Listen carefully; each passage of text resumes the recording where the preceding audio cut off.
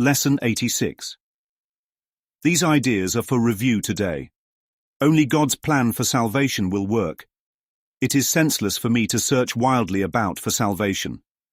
I have seen it in many people and in many things, but when I reached for it, it was not there. I was mistaken about where it is. I was mistaken about what it is. I will undertake no more idle seeking. Only God's plan for salvation will work, and I will rejoice because His plan can never fail. These are some suggested forms for applying this idea specifically. God's plan for salvation will save me from my perception of this. This is no exception in God's plan for my salvation. Let me perceive this only in the light of God's plan for salvation. 72. Holding grievances is an attack on God's plan for salvation. Holding grievances is an attempt to prove that God's plan for salvation will not work, yet only His plan will work. By holding grievances, I am therefore excluding my only hope of salvation from my awareness. I would no longer defeat my own best interests in this insane way. I would accept God's plan for salvation and be happy. Specific applications for this idea might be in these forms. I am choosing between misperception and salvation as I look on this. If I see grounds for grievances in this, I will not see the grounds for my salvation. This calls for salvation, not attack. Lesson 86. Breakdown. Only God's plan for salvation will work, and holding grievances is an attack on God's plan for salvation. Review of Lessons 71 and 72. There is a message waiting for you. Be confident that you will receive it. Remember that it belongs to you and that you want it. That's the anchor right there. We ain't out here begging for crumbs. This message was tailor-cut for you, your name on it. You're not trying to earn it, you're just clearing away the fog to remember it. Now let's drop into the current. Lesson 71. Only God's plan for salvation will work. Let's be clear. This is not a suggestion. This ain't Jesus saying, hey, here's one way to try it. No, this is it, and the course doesn't care how fancy your plan is, financial, emotional, spiritual, career-wise. If it ain't aligned with God's plan, it's sandbox strategy. It is senseless for me to search wildly about for salvation.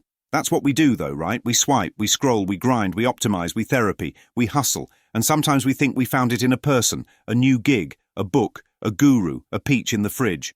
But when you reached for it, it was not there. Because salvation ain't out there, the peaches are not in the fridge. And here's the heat. I was mistaken about where it is. I was mistaken about what it is. That right there? That's confession and liberation in one sentence. You thought it was success. You thought it was revenge. You thought it was being right.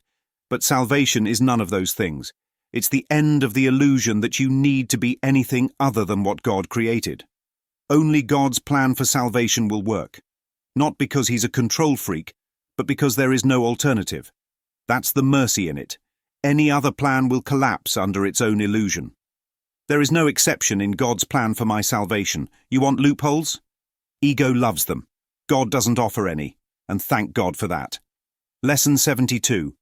Holding grievances is an attack on God's plan for salvation. So now you've heard God's plan. What's our plan? Grievances. That's the ego's currency, our personal little savings account of blame, disappointment, resentment.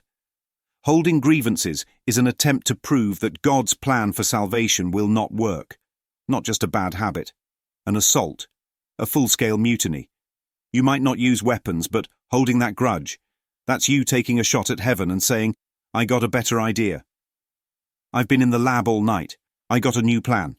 Yeah, a plan built on grievances, a strategy of separation. And you know what? That plan feels real when you're hurt, betrayed, dismissed.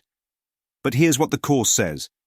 By holding grievances, I am therefore excluding my only hope of salvation from my awareness. You're shutting the blinds on the light and then saying God forgot to install windows. Grievances keep you spinning in a world of them and me. Salvation dissolves that world. So let's break it down. Examples for applying the idea, I am choosing between misperception and salvation as I look at this. You're in traffic. I can be mad at this delay, or I can remember peace is here now. Someone ghosted you. I can nurse the pain, or I can ask to see them in light. You're broke this week.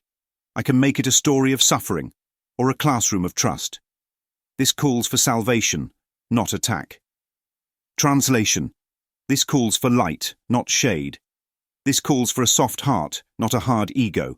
This calls for remembering who I am, not defending who I think I am.